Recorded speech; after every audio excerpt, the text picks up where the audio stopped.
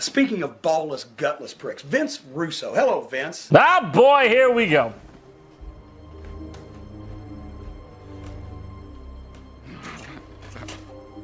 Do you see now? Yeah, I see. Oh, God. This is Jacoby in human form. Do you see? Yes. This is Jacoby changing. Oh, Do you my see? God. This is Jacoby reborn. Do you see? Please, no. No. No what? I carry my life around with me in a see-through bag, and you siempre me preguntas que por qué estoy enojado. Suck it.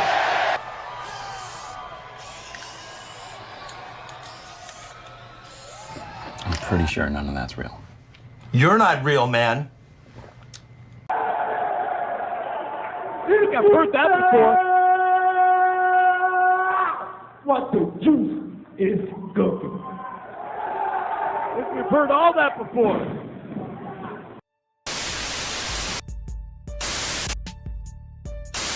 The Social Injustice Warriors series is not meant to offend, so if you're offended, then refer back to this intro a few times over.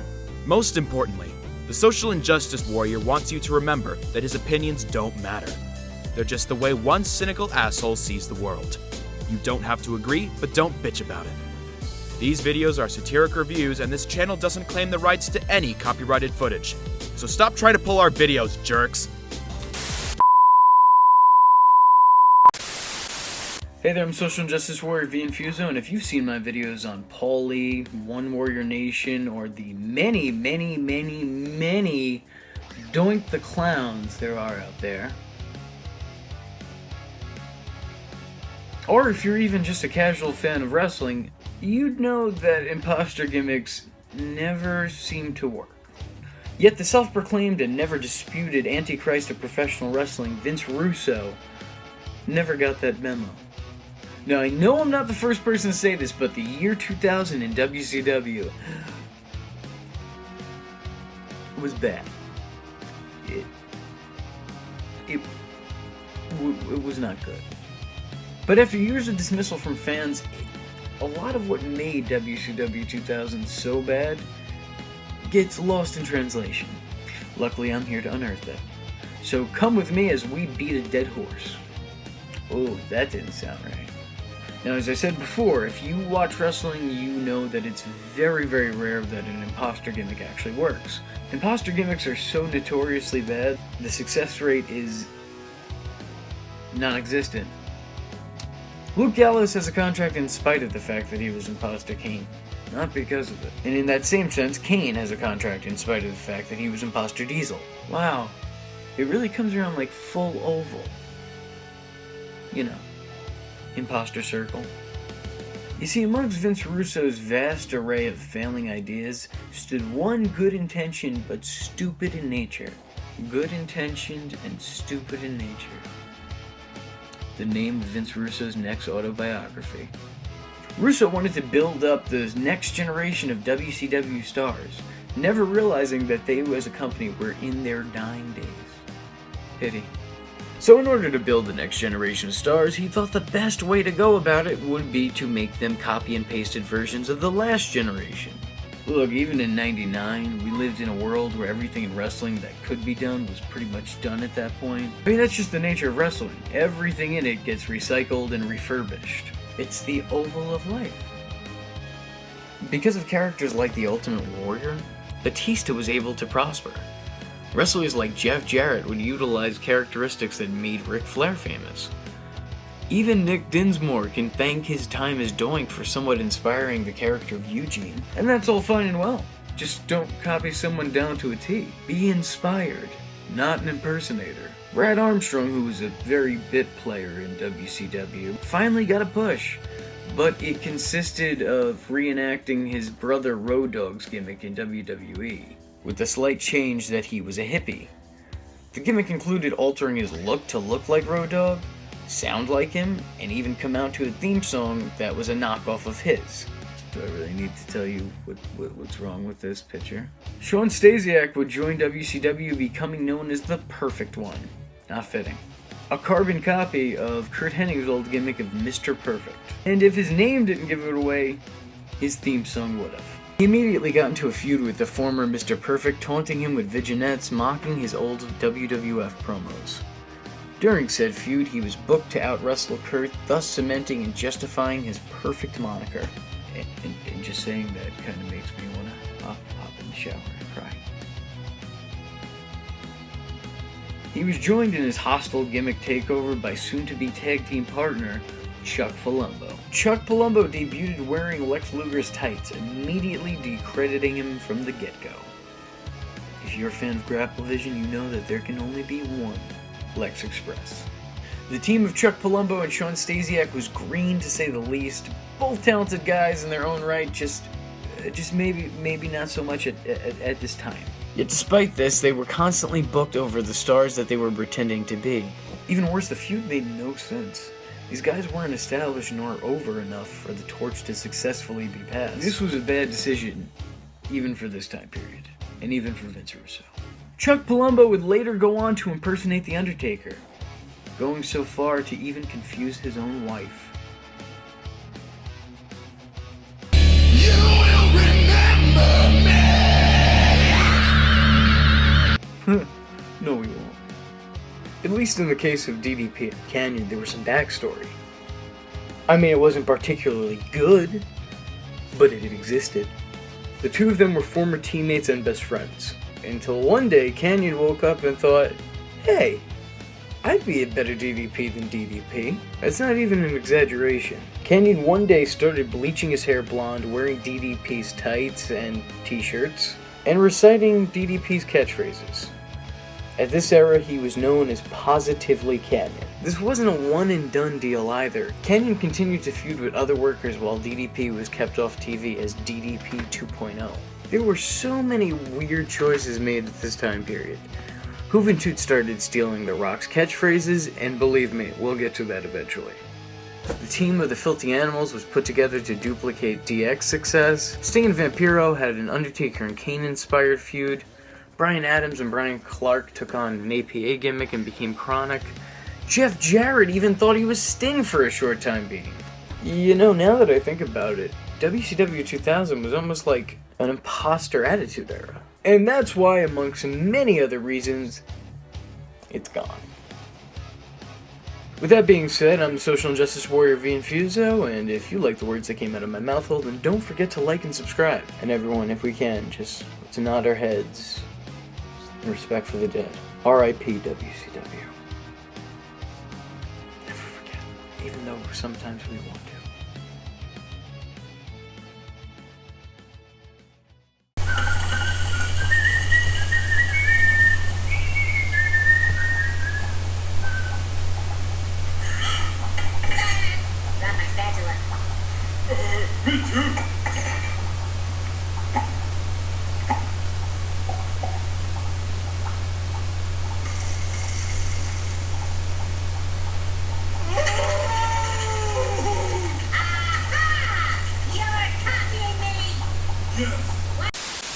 Do you remember way back when I said WCW 2000 was really a retread of the Attitude Era and just imposterized everything?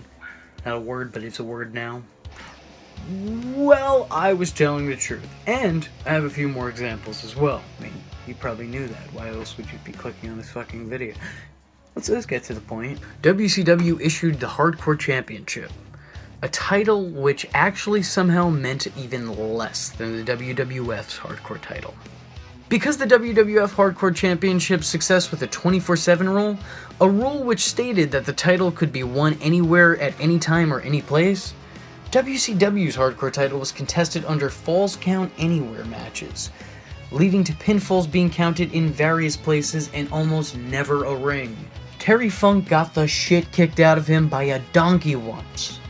I wish I was making that up, but I'm not that creative. They'd also establish a commissioner role. You know, because WWE also had one around this time.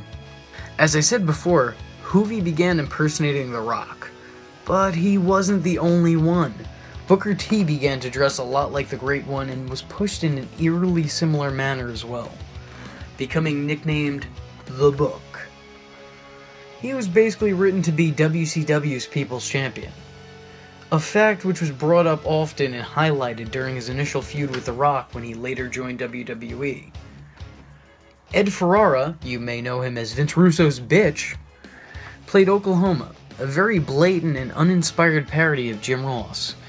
They would even go so far as to hire and team Oklahoma up with Dr. Death Steve Williams, a man who was briefly managed by Ross. You know, when WWE tried his second heel turn, because the first one went so well. Ed would not only wrestle as Oklahoma, but would also remain at the commentary desk, lending his imposter voice to the airwaves of Monday Nitro, while the real Ross actually commentated over on Raw. In of itself, this parody was poor, but also showed that WCW was an extremely petty company, and was second-rate to the WWF. The Vampiro gimmick started elsewhere before making its way over to WCW, but it was obvious from the start that he was brought in to have the torch passed from Sting as a reigning supernatural gimmick. Instead, that torch would set Sting on fire. Or, more accurately, a stuntman dressed as Sting on fire. WCW booked Ahmed Johnson to come in and take over for Booker T in Harlem Heat, dubbing him Big T. Where WWE had China, WCW had Asia. I mean, I'm just gonna put these couple pictures here, and I mean, do I really need to say more to you? What can I even comment on about that? That's blatant as fuck. The NWO reformed with Bret Hart and Jeff Jarrett at the helm and faded away immediately into obscurity. WCW changed its ring ropes and official colors to red on Mondays for Nitro and blue on Thursdays for Thunder, just like WWE's flagship shows Raw and SmackDown. WCW 2000 struggled for an identity, and amongst all its campy gimmickiness, it found one in trying to parody something that worked for somebody else. So I'm Social Injustice Warrior V Infuso, and if you like the words that came out of my mouth hole, then don't forget to like and subscribe.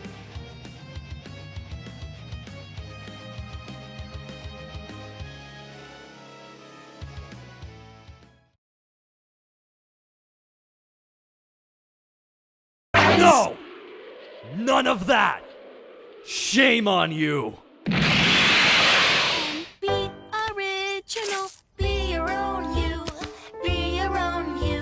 And when you stop being such a dirty hack, get in your stupid car and don't come back.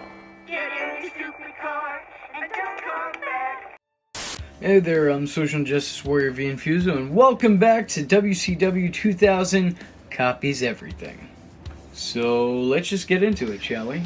Norman Smiley's run with the WCW Hardcore Championship was an obvious attempt at trying to recapture Crash Holly's underdog with a belt run back in WWE.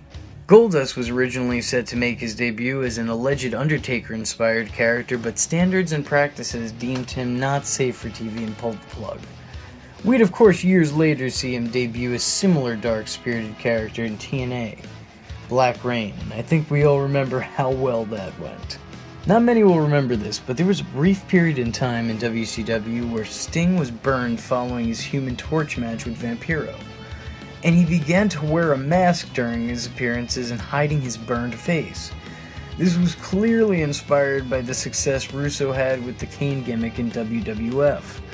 Though Sting protested the idea, it was inevitably dropped with very little explanation. And by little, what I really mean is absolutely none. Former WWF superstar Virgil would enter WCW as Vincent, a rib on Vince McMahon. But during 2000, he'd change his names once again as WCW apparently switched targets. He continues to job under the name Shane, a rib now on Vince's son, Shane McMahon. Ron and Don Harris would briefly be known as Patrick and Gerald during their phase as Creative Control / Standards and Practices, a play on the names of then WWE corporate stooges Pat Patterson and Gerald Briscoe. At this point in time, they were very much a parody, so seeing this made them a parody of a parody? Not really hard to see why WCW isn't around anymore.